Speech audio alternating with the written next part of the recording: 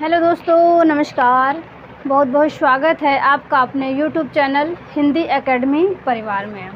कैसे हैं आप सब? आशा करती हूँ अच्छे होंगे, स्वस्थ होंगे और मन लगा करके पढ़ाई कर रहे होंगे, अपने लक्ष्य के प्रति निरंतर आगे बढ़ते होंगे। तो दोस्तों, हम आप सब के लिए टॉपिक वाइज टीजीटी पीजीटी परीक्षा के लिए प्रैक्टिस प्रोवाइड करा रहे हैं।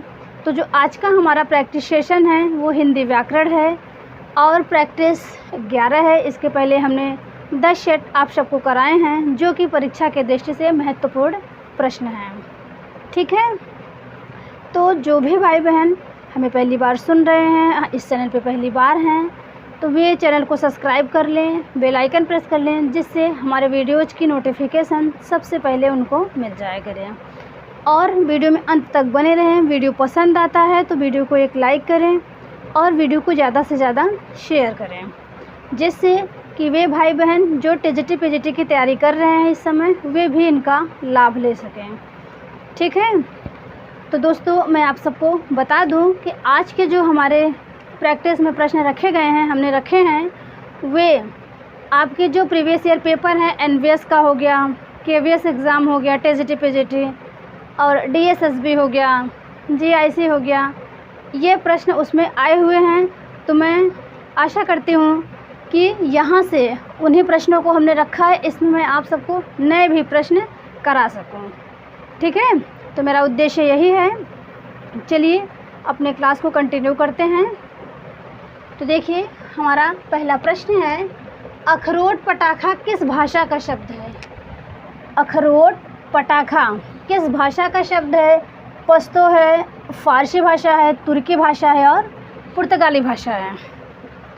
और एक बात, जो भी भाई बहन मेरे साथ पेपर चालू करने बैठे हुए कॉपी पेन लेके बैठे, क्योंकि एक प्रश्न के माध्यम से मैं आपको और भी प्रश्न सिखाने का, बताने का प्रयास करती हूँ।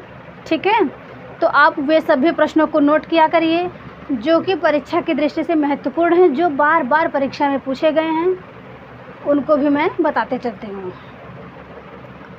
चलिए बताइए, आप सब अपने अपने आंसर गेस करिए। तो देखिए, अखरोट पटाखा ये आपका पश्तो भाषा का शब्द है। ठीक है, एक शब्द और है जमाल घोटा, वो भी आप नोट करिएगा। अखरोट पटाखा जमाल घोटा ये पश्तो भाषा का शब्द है। अगर फ़ारसी भाषा की बात करें तो ये भी आप सब नोट करिए कि आपका कबूतर हो गया और गुलाब हो गया, इत्र हो गया, चश्मा हो गया, ये सब फ़ारसी भाषा के शब्द हैं। कबूतर, इत्र, चश्मा, गुलाब,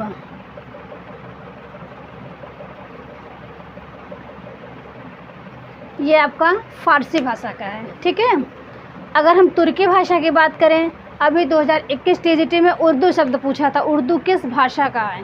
तो तुर्की भाषा का है। आपका बेगम हो गया, कुली हो गया, चाकू हो गया, तोप हो गया, बहादुर हो गया, ये सब तुर्की भाषा का शब्द है। ये भी आप नोट कर लीजिए।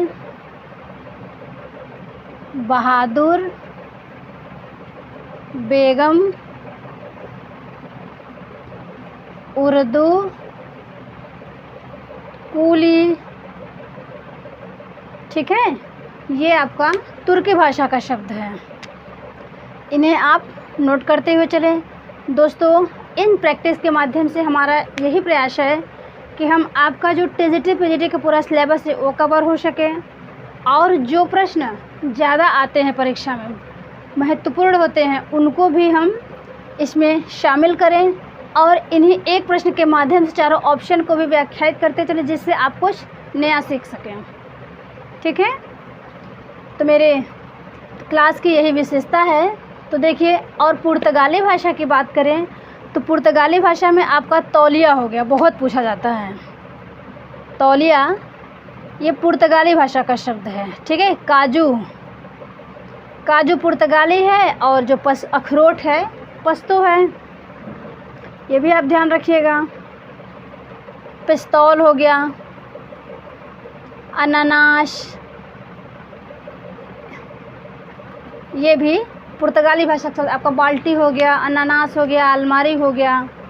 तो ये सब विदेशी भाषा के शब्द हैं जो कि महत्वपूर्ण हैं, इन्हें आप ध्यान रखिए। चलिए प्रश्न 2 पे आते हैं। जब बहुत से व्यक्तियों में किसी एक को श्रेष्ठ बताया जाए तो वहाँ कौन सी विभक्ति होती है? जब बहुत से व्यक्तियों में किसी एक को श्रेष्ठ बताया जाए तो वहाँ कौन सा विभक्ति होती है? ऑप्शन ए है तृतीया विभक्ति, ऑप्शन बी पंचमी विभक्ति, ऑप्शन सी षष्ठी विभक्ति, ऑप्शन डी सप्तमी विभक्ति। दोस्तों ये जो मैं चारों विभक्तियाँ लिखी हूँ ना, यहाँ से प्रश्न ज़रूर बनते हैं। आप प्रीवियस ईयर के पेपर उठा के देख लीजिए, टीजीटी हो या पीजीटी, यहाँ से प्रश्न ज़रूर बने हैं। तो आप इन विभक्तियों को ध्यान से पढ़ें। देखिए, जब बहुत से व्यक्तियों में किसी एक को श्रेष्ठ बताया जाता है तो वहाँ पे आपका कौन सी विभक्ति होती है, यही आपको बताना है। तो वहाँ पे होता है सप्तमी विभक्ति। ठीक है, सप्तमी विभक्ति। जैसे कवियों में कालिदास श्रेष्ठ हैं, कविषु कालिदास श्रेष्ठास्त। ठीक है, इसका यही उदाहरण है। तृतीया विभक्ति की बात करें तो तृतीया विभक्ति जहाँ पे साधन का प्रयोग किया जाता है, जैसे वह कलम से लिखता है, जैसे वह कलम से लिखता है। एक सूत्र है आपका साधकतम कर्णम, एक सूत्र है आपका एनांग विकार, अंगी के जिस विकार में विकार होता है, अंगी के जिस अंग में विकार होता है उसमें तृतीय विभक्ति लगती है एनांग विकार सूत्र से। ये सब कुछ सूत्र हैं, ये बहुत पूछे जाते हैं, इन्हें आप ध्यान रखें। ये तृतीय विभक्ति की। पंचमी विभक्ति की बात करें तो जहाँ पे अलगाव होता है, जहाँ पे अलगाव होता है वहाँ पे पंचमी विभक्ति होती है। जैसे पेड़ से पत्ते गिरते हैं, वह घर से बाहर गया, तो अलगाव अपादान पंचमी, वहाँ पे अपादान कारक पंचमी विभक्ति होता है। अगर षष्ठी विभक्ति की बात करें तो जहाँ पे संबंध बताया जाए वहाँ षष्ठी विभक्ति होती है। जैसे यह कार मेरी है, यह कार मेरी है। ठीक है, तो ये चारों विभक्तियाँ बहुत पूछी जाती हैं, इनको आप ध्यान से पढ़ें। प्रश्न 3 देखते हैं। इनमें स्त्रीलिंग शब्द है, इनमें स्त्रीलिंग शब्द है चाय, शिकंजी, लस्सी। चाय, शिकंजी, लस्सी, छाछ, मीमांसा, डोर, हाथी, मोती, माधुर्य, या ए बी दोनों। बताइए। चलिए इनको हम डिलीट कर देते हैं, हटा देते हैं, कन्फ्यूजन होगा।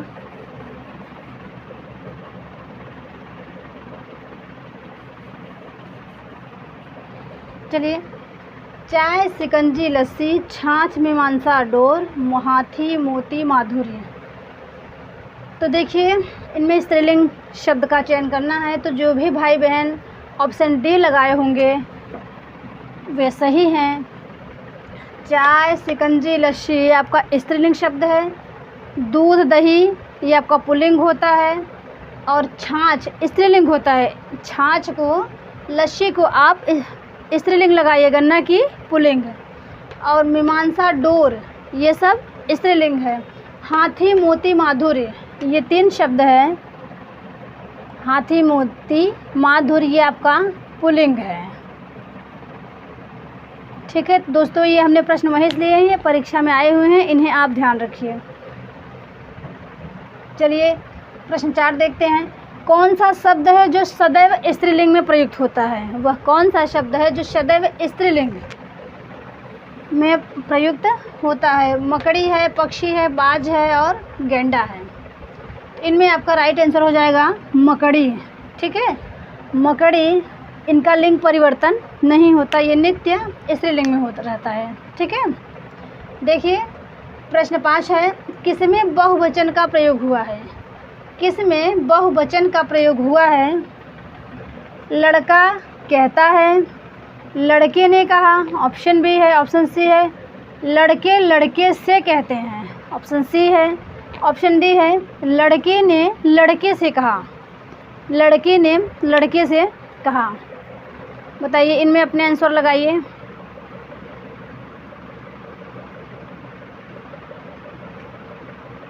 तो देखिए इनमें जिन्होंने ऑप्शन सी लगाया होगा वे सही हैं, लड़के लड़के से कहते हैं, लड़के लड़के से कहते हैं, इसमें बहुवचन शब्द का प्रयोग हुआ है। ठीक है। प्रश्न 6 देखते हैं। वह कौन सा शब्द समूह है, वह कौन सा शब्द समूह जो सदैव स्त्रीलिंग में प्रयुक्त होता है। यहाँ पे भी आपको वही बताना है, वह कौन सा शब्द है कि जो सदैव स्त्रीलिंग में प्रयुक्त होता है। तितली कोयल मकड़ी, तितली कोयल मकड़ी, मक्खी मैना मछली, गिलहरी दीमक। उपर्युक्त सभी। आंसर करिए। यहाँ से भी दोस्तों प्रश्न बनते हैं, ये भी प्रश्न पे आप ध्यान दीजिएगा, इनको तैयार करके रखिए। तितली तितली कोयल मकड़ी, मक्खी मैना मछली, गिलहरी है और दीमक है। इनमें भी आपका राइट आंसर सही हो जाएगा। हमने एक ही जगह सबको कलेक्ट कर लिया हुआ है, ये बहुत महत्वपूर्ण है। तितली कोयल मकड़ी, मक्खी मैना मछली, गिलहरी दीमक, ये सदैव स्त्रीलिंग में प्रयुक्त होते हैं। चलिए प्रश्न 7 देखते हैं। दैत्य धन अरि, दैत्य प्लस अरिह बराबर दैत्यारी एक उदाहरण है। स्वर संधि का, व्यंजन संधि का, विसर्ग संधि का, इनमें से कोई नहीं। ये भी दोस्तों संधि बहुत बार पूछा गया, इस सभी परीक्षा में पूछा गया है। आपका बीएड एंट्रेंस हो गया, यूपीपी हो गया, टेट हो गया, सुपर टेट हो गया, टीजीटी, पीजीटी, ये प्रश्न भी आप सब ध्यान रखें। तो देखिए दैत्य अरिह, दैत्यारी एक उदाहरण है, तो आपका ये राइट आंसर हो जाएगा इसमें स्वर संधि। ठीक है। दैत्यारी ये स्वर संधि का उदाहरण है, इनको आप ध्यान रखिए। चलिए तो देखिए ये जो व्यंजन संधि है इनकी बात करें तो जैसे व्यंजन संधि के उदाहरण सुन लीजिए। आपका जगन्नाथ हो गया, जगद्धरनाथ, जगदीश हो गया, ये सब बहुत पूछता है, इन्हें आप ध्यान रखें। उड्डयन हो गया, ये सब बहुत पूछता है। और विसर्ग संधि में आपका यशोदा, यशोधंदा बहुत पूछता है। पुरस्कार, नमस्कार, ये सब विसर्ग संधि है, बहुत पूछता है। ठीक है। चलिए आगे बढ़ते हैं।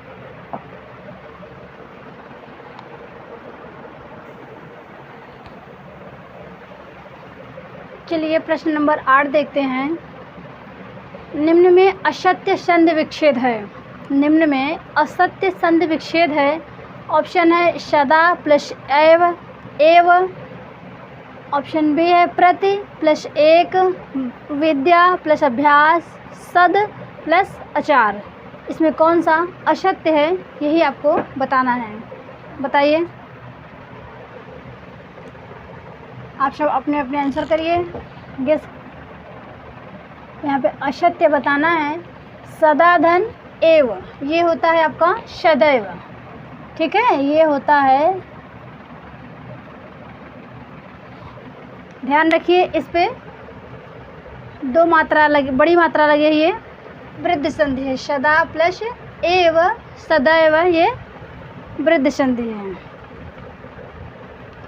प्रति प्लस एक की बात करें तो ये आपका प्रत्येक हो जाएगा।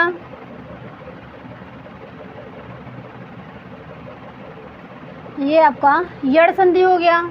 विद्या प्लस अभ्यास की बात करें तो ये विद्याभ्यास है।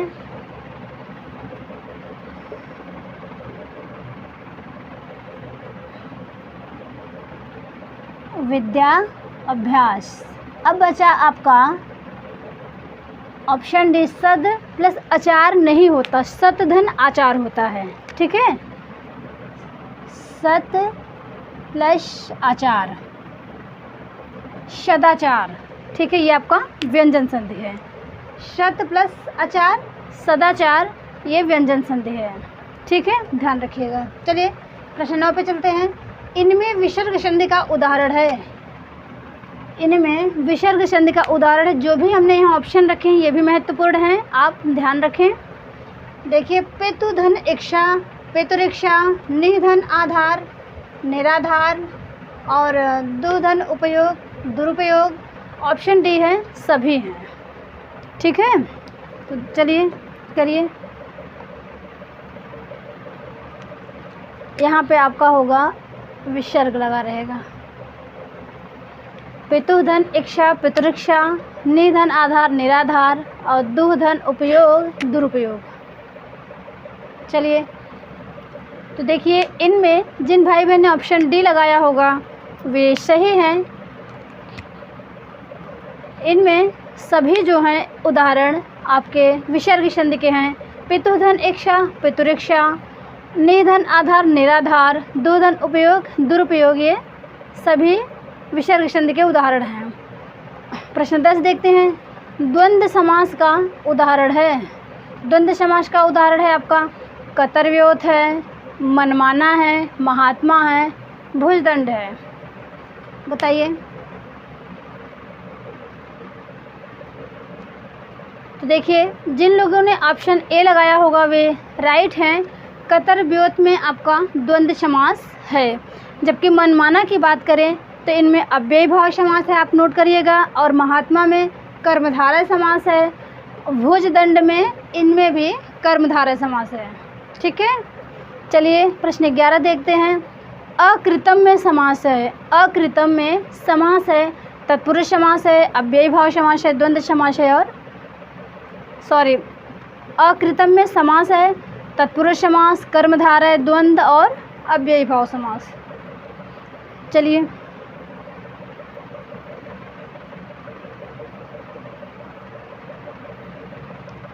तो देखिए, इसमें होगा आप लोग का सही विकल्प तत्पुरुष समास है ए। अकृतम में तत्पुरुष समास होगा।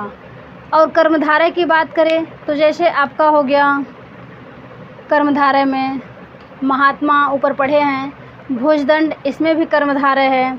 और घनश्याम सबसे चर्चित उदाहरण है। घनश्याम बहुत बार पूछा जाता है, एक कर्मधारय का एग्जाम्पल है, उदाहरण है, इन्हें आप ध्यान रखें। घनश्याम ठीक है, कर्मधारय का। द्वंद्व की बात करें आपका पितरो हो गया, ये भी पूछा गया प्रश्न है।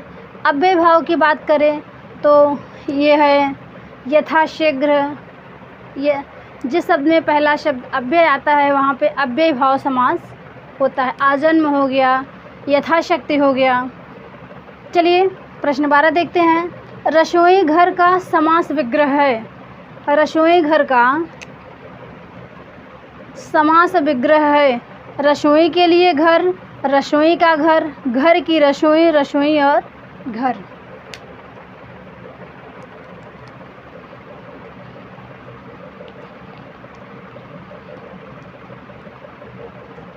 तो देखिए, जिन लोगों ने ऑप्शन ए लगाया होगा वे सही हैं।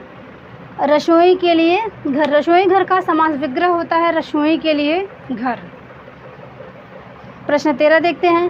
किस शब्द में उपसर्ग का प्रयोग नहीं हुआ है? किस शब्द में उपसर्ग का प्रयोग नहीं हुआ है? यहाँ पे ये बताना है किस में उपसर्ग का प्रयोग नहीं हुआ है। तो भरपूर है, भरसक है और भरतार है, भरपेट है।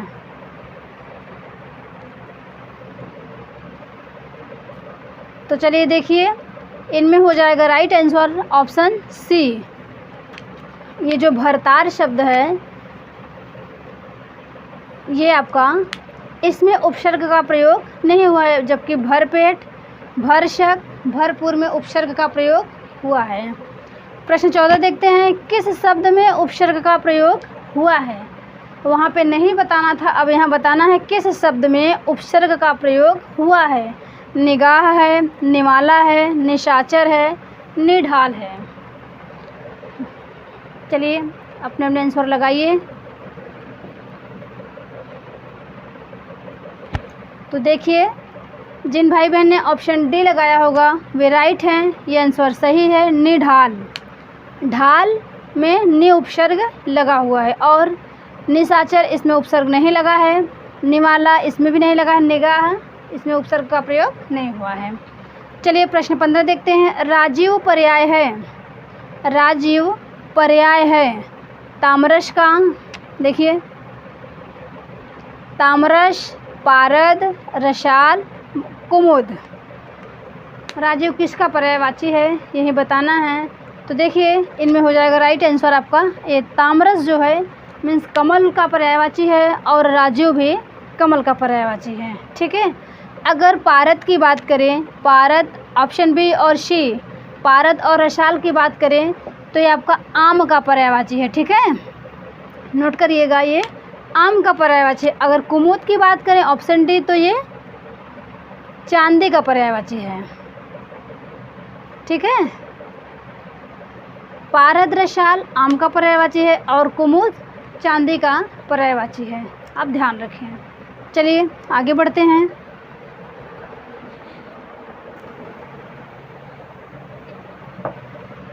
चलिए प्रश्न नंबर 16 देखते हैं। परिश्रम का विलोम है। परिश्रम का विलोम पूछा है। ऑप्शन ए विश्राम, ऑप्शन बी समष्टि, ऑप्शन सी सुषुप्ति, ऑप्शन डी स्वजाति। चलिए आप सब अपने अपने आंसर गेस करिए। तो देखिए इनमें परिश्रम का विलोम होगा ऑप्शन ए विश्राम। ठीक है। अगर समष्टि का विलोम की बात करूं तो समष्टि का व्यष्टि होता है। ये भी बहुत बार परीक्षा में पूछा गया है। सुषुप्ति जागृत होता है। सुषुप्ति जागृत होता है और स्वजाति की बात करूं तो विजाति होता है। ठीक है। परिश्रम का विलोम विश्राम, समष्टि का व्यष्टि, सुषुप्ति का जागृत और स्वजाति का विजाति। ठीक है। चलिए प्रश्न 17 देखते हैं। वह स्त्री जिसका पति दूसरा विवाह कर ले। वह स्त्री जिसका पति दूसरा विवाह कर ले उसके लिए वाक्यांश के लिए एक शब्द है। अध्युड़ा है, परित्यक्ता है, उरीड़ है, सदावर्त है।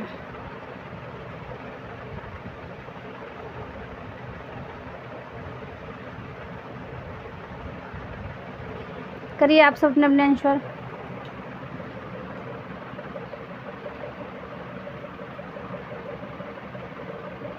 तो देखिए वह स्त्री जिसका पति दूसरा विवाह कर ले उसके लिए एक शब्द अध्युड़ा है।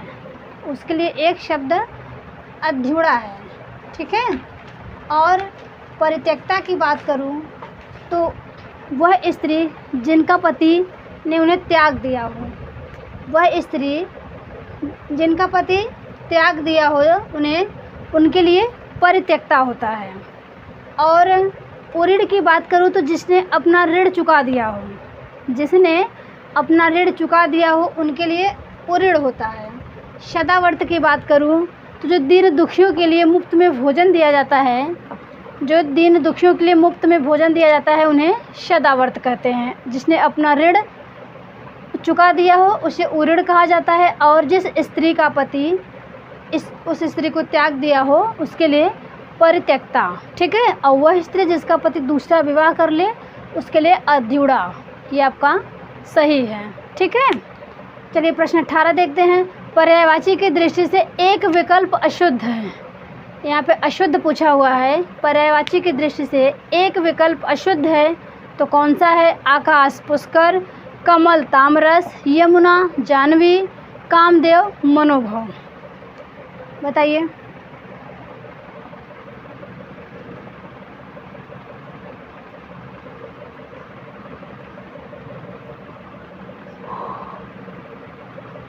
तो देखिए आकाश का पुष्कर ये भी सही है, कमल का तामरस ये भी सही है, यमुना का जाह्नवी यही आपका रॉन्ग है। ठीक है। यमुना का जाह्नवी नहीं होता, जबकि क्या होता है ये जान लीजिए, कालिंदी होता है। ये बहुत बार परीक्षा में पूछा गया है, तो इन्हें आप लोग ध्यान रखिएगा। यमुना का पर्यायवाची कालिंदी होता है और कामदेव का मनोभव ये सही है। चलिए प्रश्न 19 देखते हैं। निम्न में शुद्ध वाक्य है। निम्न में शुद्ध वाक्य है। स्नेहा ने गीत की 2-4 लड़ियाँ गाई। स्नेहा ने गीत की 2-4 लड़ियाँ गाई। ऑप्शन बी है परीक्षा की प्रणाली बदलना चाहिए। मुझे बड़ी भूख लगी है। ऑप्शन डी है केरल अहिंदी भाषी प्रांत है। चलिए आप सब अपने अपने आंसर गेस करिए। और दोस्तों क्लास को अच्छी लग रही हो तो वीडियो को एक लाइक ज़रूर करिएगा। और प्रश्न कैसे हैं इस पे आप सब अपनी प्रतिक्रिया नहीं देते हैं तो प्लीज़ दोस्तों अपनी प्रतिक्रिया दें, उस अनुसार हम और अच्छे प्रश्न ले आएँ अपने इन पेपर सेट करने में मैं और कुछ अलग कर सकूं आपके कमेंट्स के मुताबिक, ठीक है। और वीडियो को ज़्यादा से ज़्यादा शेयर भी किया करिए। देखिए इनमें शुद्ध वाक्य पूछा है, स्नेहा ने गीत की 2-4 लड़ियाँ गाई, ये आपका अशुद्ध है। परीक्षा की प्रणाली बदलना चाहिए, ये भी आपका अशुद्ध है। मुझे बड़ी भूख लगी है, ये भी अशुद्ध है। केरल अहिंदी भाषी प्रांत है, यही आपका राइट है, ठीक है। केरल अहिंदी भाषी प्रांत ये राइट है। अब ये सब गलत है, किस लिए ये सुनिए। स्नेहा ने गीत की 2-4 लड़ियाँ नहीं होता, यहाँ पे कड़ियाँ होता है, नोट करिएगा। स्नेहा ने गीत की 2-4 कड़ियाँ गाई, यहाँ पे कड़ियाँ होता है। परीक्षा की प्रणाली बदलनी चाहिए, बदलना नहीं बदलनी चाहिए, तब ये सही होगा। परीक्षा की प्रणाली बदलनी चाहिए।